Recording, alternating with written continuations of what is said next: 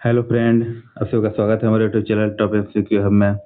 आज हम लोग देखने वाले हैं बायोलॉजी के कोशिका से संबंधित बहुत ही महत्वपूर्ण प्रश्न, जो आने वाले सभी एग्जाम के लिए बहुत ही महत्वपूर्ण है। चलिए देखते हैं। पहला क्वेश्चन है, कोशिका की खोज किस वैज्ञानिक ने की थी? तो मैं जानते हैं कि कोशिका की खोज किया था रॉबर्ट हुक ने। तो इसका सही आंसर हो जाएगा बी नंबर, रॉबर्ट हुक। इसका खोज किया था 1665 ईस्वी में खोज किया गया था। ठीक है, अगला प्रश्न देखते हैं। जीवित कोशिका का अध्ययन किस शाखा के में किया जाता है? तो लोग जानते हैं जीवित कोशिका का अध्ययन किसमें किया जाता है? तो साइटोलॉजी में किया जाता है। इसका अध्ययन भी साइटोलॉजी कहलाता है। अगला प्रश्न देखते हैं। कोशिका का नियंत्रण केंद्र क्या कहलाता है? तो लोग जानते हैं कोशिका का नियंत्रण जो होता है नाभिक से किया जाता है। सभी कोशिकाओं का नियंत्रण नाभिक से ही किया जाता है। इसका कंट्रोल सब कुछ नाभिक करता है। ठीक है, अगला प्रश्न देखते हैं। कोशिका झिल्ली का मुख्य कार्य क्या है? तो हम जानते हैं कोशिका झिल्ली का मुख्य कार्य क्या है? पदार्थों का नियंत्रण। कौन से पदार्थों को अंदर जाना बाहर जाना उसको नियंत्रण करता है। ठीक है, तो इसका सही आंसर हो जाएगा बी नंबर, पदार्थों का नियंत्रण। अगला प्रश्न देखते हैं। पादप कोशिका में कौन सा अंग केवल पाया जाता है? मतलब कौन सा कोशिका में केवल पादप कोशिका में पाया जाता है? तो इसका सही आंसर हो जाएगा बी नंबर, क्लोरोप्लास्ट जो है केवल पादप कोशिका में पाया जाता है। ठीक है, अगला प्रश्न देखते हैं।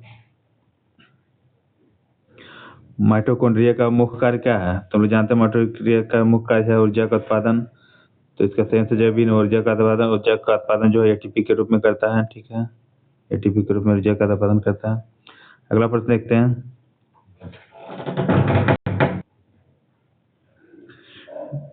तो डीएनए मुख्य रूप से कहाँ पाया जाता है? तो डीएनए मुख्य रूप से कहाँ पाया जाता है? तो डीएनए मुख्य रूप से नाभिक में पाया जाता है। सबसे अधिक नाभिक में पाया जाता है। कभी कभी कुछ मात्रा में बाहर में भी मिलता है, दूसरे दूसरे कोशिका अंग में भी।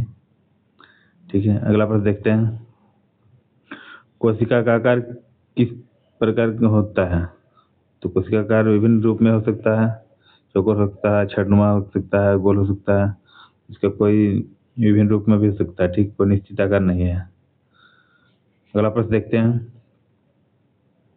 जीवों की सबसे छोटी इकाई क्या है? तो हम जानते हैं जीवों की सबसे छोटी इकाई को कोशिका कहते हैं। तो इसका सही आंसर जाएगा सी नंबर, कोशिका। अगला प्रश्न देखते हैं। प्रोकैरियोटिक कोशिका में क्या अनुपस्थित रहता है? तो प्रोकैरियोटिक कोशिका में क्या अनुपस्थित रहता है?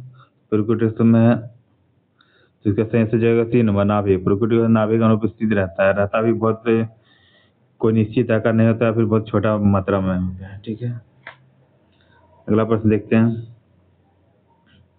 राइबोसोम का मुख्य कार्य क्या है? तुम जानते हैं राइबोसोम का मुख्य कार्य है प्रोटीन का संश्लेषण करना। तो इसका सही आंसर है बी नंबर, प्रोटीन का संश्लेषण करता है राइबोसोम। अगला प्रश्न देखते हैं। लाइसोसोम को क्या कहा जाता है? तो लाइसोसोम को क्या कहा जाता है? तो लाइसोसोम कहा जाता है आत्महत्या के थैली। पुरानी कोशिका का मृत्यु लाइसोसोम में होता है। ठीक है, इसलिए इसका आत्महत्या के थैली कहा जाता है। अगला प्रश्न देखते हैं। कोशिका झिल्ली में मुख्यतः किससे बनी होती है? तो हम जानते हैं कोशिका झिल्ली जो है तो लिपिड और प्रोटीन से बनी होता है। तो इसका सही आंसर जाएगा बी नंबर, लिपिड और प्रोटीन। अगला प्रश्न देखते हैं। गोल्जी बॉडी का कार्य क्या है? तो गोल्जी बॉडी जो है पदार्थों का संशोधन और पैकेजिंग का कार्य करता है। तो इसका सही आंसर जाएगा बी नंबर, पदार्थों का संशोधन और पैकेजिंग। अगला प्रश्न देखते हैं। क्लोरोप्लास्ट में कौन सा वर्णक पाया जाता है? तो हम जानते हैं क्लोरोप्लास्ट जो है उसमें क्लोरोफिल पाया जाता है। तो सही आंसर जाएगा बी नंबर, क्लोरोफिल। अगला प्रश्न देखते हैं। कोशिका सिद्धांत किसने प्रस्तुत किया था? तो कोशिका सिद्धांत किसने दिया था? तो दिया था स्लाइडेन और स्वान ने। तो इसका सही आंसर जाएगा बी नंबर, स्लाइडेन और स्वान। ठीक है, अगला प्रश्न देखते हैं। नाभिक में कौन सा पदार्थ पाया जाता है? तुम लोग जानते हैं नाभिक में कौन सा पदार्थ पाया जाता है? डीएनए। नाभिक में डीएनए पाया जाता है। तो सही आंसर जाएगा बी नंबर, डीएनए। अगला प्रश्न देखते हैं। कोशिका का द्रव भाग क्या कहलाता है? तो कोशिका का द्रव भाग को बोलते हैं साइटोप्लाज्म। तो सही आंसर जगह बी नंबर, साइटोप्लाज्म। अगला प्रश्न है एटीपी का निर्माण कहाँ होता है? तो हम जानते हैं एटीपी का निर्माण होता है माइटोकॉन्ड्रिया में होता है। तो सही आंसर जगह बी नंबर, माइटोकॉन्ड्रिया। अगला प्रश्न है पादप कोशिका की बाहरी कठोर परत क्या कहलाता है? तो पादप कोशिका जो बाहरी कठोर परत होता है उसको कोशिका भित्ति बोलते हैं, ठीक है। कोशिका संयंत्र जगह पिन और कोशिका भित्ति, और पादप कोशिका कोशिका भित्ति सेलुलोज की बनी होती है, ठीक है, सेलुलोज की बनी होती है इसका। अगला प्रश्न है कोशिका विभाजन के प्रकार कितने होते हैं? तो कोशिका विभाजन 2 प्रकार से होते हैं, तो कोशिका भी एक होता है माइटोसिस, एक होता है मियोसिस, ठीक है। अगला प्रश्न देखते हैं वैक्यूल का मुख्य कार्य क्या है? तो वैक्यूल का मुख्य कार्य है भंडारण, तो इसका सही आंसर जगह बी नंबर भंडारण, ठीक है। वैक्यूल को बोलते हैं रिक्तिका, ये क्या करता है? भंडारण करता है, अपशिष्ट पदार्थ को भंडारण करता है, या फिर कोशिका को सहारा प्रदान करता है, जो अपशिष्ट जो होता है उसको भंडार एक जगह भंडार करता है, ठीक है। अगला प्रश्न देखते हैं डीएनए का मुख्य पूरा नाम क्या है? तो डीएनए का पूरा नाम है डीऑक्सीराइबोन्यूक्लिक एसिड, इसका सही आंसर जगह बी नंबर डीऑक्सीराइबोन्यूक्लिक एसिड। अगला प्रश्न देखते हैं आरएनए कहाँ पाया जाता है? तो आरएनए कहाँ पाया जाता है? तो आरएनए पाया जाता है केवल नाभिक में, केवल साइटोप्लाज्म में, तो इसका सही आंसर जगह दोनों जगह पाया जाता है, नाभिक में पाया जाता है, साइटोप्लाज्म में पाया जाता है, ठीक है। अगला प्रश्न देखते हैं प्रोकैरियोटिक कोशिका का उदाहरण क्या है? तो प्रोकैरियोटिक कोशिका का उदाहरण बैक्टीरिया है, तो इसका सही आंसर जगह बी नंबर बैक्टीरिया, ठीक है। प्रोकैरियोटिक कोशिका होता है जो पूरी तरह विकसित नहीं हो पाता, जिससे पूरी तरह नाभिक विकसित नहीं होगा, उसका अंगक विकसित नहीं हो पाएगा पूरी तरह, तो उसको प्रोकैरियोटिक कोशिका बोलते हैं। जिससे बैक्टीरिया में उसी तरह होता है, उसका नाभिक पूरी तरह विकसित नहीं हो पाता है, वह नाभिक नहीं होता है, होता भी है तो कोई निश्चित आकार नहीं होता, ना ही पूरी तरह विकसित हो पाता है, उसका अंगक भी पूरी तरह से विकसित नहीं हो पाता है। अगला प्रश्न देखते हैं यूकेरियोटिक कोशिका की विशेषता क्या है? तो यूकेरियोटिक कोशिका की विशेषता क्या है? तो सुस्पष्ट नाभिक, तो इसका नाभिक स्पष्ट होता है, जैसे पादप कोशिका जंतु कोशिका में पाया जाता है। इसका पूरी तरह से इसका अंगक भी विकसित होता है और इसका नाभिक भी पूरी तरह विकसित होता है। अगला प्रश्न देखते हैं प्लाज्मा झिल्ली किससे बनी होती है? तो प्लाज्मा झिल्ली किससे बने होता है? तो फास्फोलिपिड से बने होता है, इसका सही आंसर बी नंबर फास्फोलिपिड, ठीक है। अगला प्रश्न देखते हैं कोशिका का अध्ययन किस विज्ञान में किया जाता है? तो हम जानते हैं कोशिका का अध्ययन साइटोलॉजी में किया जाता है, तो सही आंसर बी नंबर साइटोलॉजी। अगला प्रश्न देखते हैं कोशिका का सबसे बड़ा अंग कौन सा है? तो कोशिका का सबसे बड़ा अंग नाभिक हो जाएगा, जो सेंटर में होता है, सबसे बड़ा होता है नाभिक, नाभिक के अंदर भी बहुत तरह कुछ होता है, ठीक है। अगला प्रश्न देखते हैं कोशिका का आकार किस पर निर्भर करता है? तो कोशिका का आकार किस पर निर्भर करता है? तो इसका सही आंसर जाएगा कार्य। कोशिका का जैसे अलग अलग अंग में अलग अलग कार्य होता है, जैसे कार्य होता है उसी तरह उसका आकार होता है, ठीक है। सभी अंग में अलग अलग आकार होता है, सभी का अलग अलग कार्य होता है, तो उसी के अनुसार उसका आकार निश्चित तय किया जाता है। अगला प्रश्न देखते हैं लाइसोसोम में कौन से एंजाइम पाए जाते हैं? तो लाइसोसोम में कौन सा एंजाइम पाया जाता है? तो हाइड्रोलाइटिक एंजाइम पाया जाता है और पाचन एंजाइम पाया जाता है, तो इसका सही आंसर जगह दोनों एंजाइम पाया जाता है लाइसोसोम में, ठीक है। तो इसका सही आंसर बी और सी। अगला प्रश्न है क्लोरोप्लास्ट कहाँ पाया जाता है?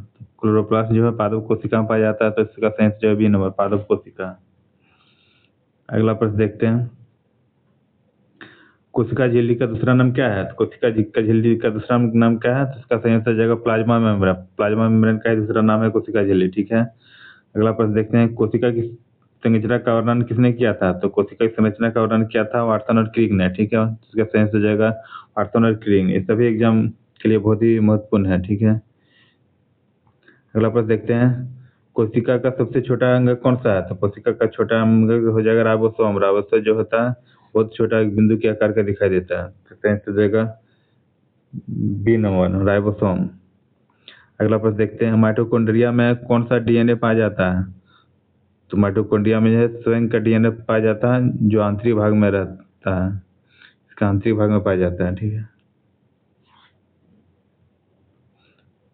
अगला प्रश्न देखते हैं प्रोटीन संश्लेषण कहाँ होता है? तो हम जानते हैं प्रोटीन का संश्लेषण राइबोसोम में होता है, तो सही आंसर बी नंबर राइबोसोम। अगला प्रश्न देखते हैं कोशिका भित्ति किससे बनी होती है? तो कोशिका भित्ति जो बना था पादप का, उस सेलुलोज का बना होता है, सही आंसर जगह सी नंबर सेलुलोज का। अगला अपन देखते हैं जीवों का वर्गीकरण किस आधार पर होता है? तो जीवों का वर्गीकरण जो होता है कोशिका की संरचना के आधार पर होता है, तो सही आंसर जाएगा 3 नंबर कोशिका, ठीक है। अगला प्रश्न देखते हैं, कोशिका में ऊर्जा का उपयोग किस रूप में होता है? तो हम लोग जानते हैं कोशिका का में ऊर्जा का उपयोग एटीपी के रूप में होता है, तो सेंस जगह ए नंबर एटीपी के रूप में। अगला प्रश्न है, साइटोप्लाज्म में क्या पाया जाता है? साइटोप्लाज्म में क्या पाया जाता है? तो इसका सही आंसर जगह साइटोप्लाज्म में विभिन्न अंग पाया जाता है, जितना भी तरह अंग हो तो साइटोप्लाज्म में ही रहता है, ठीक है। अगला प्रश्न है, कोशिका विभाजन क्यों आवश्यक है? तो कोशिका विभाजन क्यों आवश्यक है? तो हम जानते हैं वृद्धि और प्रजनन के लिए कोशिका विभाजन आवश्यक है, तो आंसर जगह बी नंबर। कोशिका विभाजन नहीं होगा तो कोई भी अंग का वृद्धि नहीं हो पाएगा, ठीक है। अगला प्रश्न देखते हैं, मियोसिस विभाजन कहाँ होता है? तो मियोसिस का विभाजन जो होता है जनन कोशिका में होता है, तो आंसर जगह बी नंबर जनन कोशिका। एक माइटोसिस होता है, एक मियोसिस होता है, माइटोसिस होता है। मियोसिस जो है जनन कोशिका में होता है और जो माइटोसिस होता है देह कोशिका में होता है। अगला प्रश्न देखते हैं, माइटोसिस विभाजन कहाँ होता है? तो माइटोसिस का विभाजन देह कोशिका में होता है, ठीक है। जगह बी नंबर देह कोशिका। अगला प्रश्न है, कोशिका में रंग किससे होता है? तो कोशिका में रंग किससे होता है? वर्णक के कारण रंग होता है, जगह बी नंबर वर्णक। कोशिका की खोज किस वर्ष की गई थी? तो कोशिका का खोज किया था 1665 ईस्वी में, तो जगह बी नंबर 1665 ईस्वी में रॉबर्ट हुक ने किया था। अगला प्रश्न है, कोशिका भित्ति कहाँ पाई जाती है? कोशिका भित्ति कहाँ पाई जाती है? तो कोशिका भित्ति जो है केवल पादप कोशिका में ही पाया जाता है, सेंसर जगह बी नंबर केवल पादप कोशिका, और सेलुलोज का बना होता है। जंतु कोशिका में जो कोशिका भित्ति नहीं होता है, ठीक है। जंतु कोशिका में कोई भी कोशिका भित्ति नहीं होता है। अगला प्रश्न देखते हैं, कोशिका में जल की मात्रा लगभग कितनी होती है? कोशिका में होता है जल की मात्रा क्या कितनी होती है? तो 70% होता है, सेंसर जगह सी नंबर 70%। और पूछिएगा जी प्लाज्मा में जल का परसेंट कितना हो जाए? तो प्लाज्मा में होता है जल का परसेंट 90%, ठीक है। प्लाज्मा में जो है 90% जल की मात्रा, कोशिका में 70% होता है।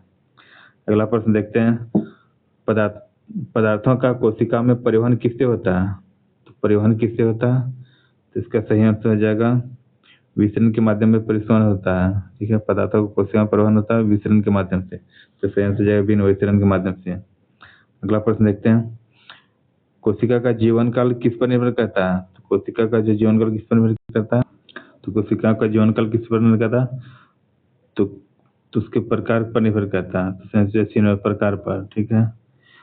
कोशिका के प्रकार किस कौन सा प्रकार का कोशिका है और उसका कार्य क्या है, शरीर की आवश्यकता क्या होती है, किसकी आवश्यकता होती है शरीर की जो जरूरत के अनुसार ही उसके जीवन काल निर्भर होता है, ठीक है। जिसकी जरूरत है उसका अपना जीवन काल होता है, ठीक है। आज हम लोग देखें 50 सेल के बहुत ही महत्वपूर्ण प्रश्न जो सभी एग्जाम के लिए महत्वपूर्ण है। अगर हमारा वीडियो अच्छा लगे तो लाइक और सब्सक्राइब जरूर करें। धन्यवाद।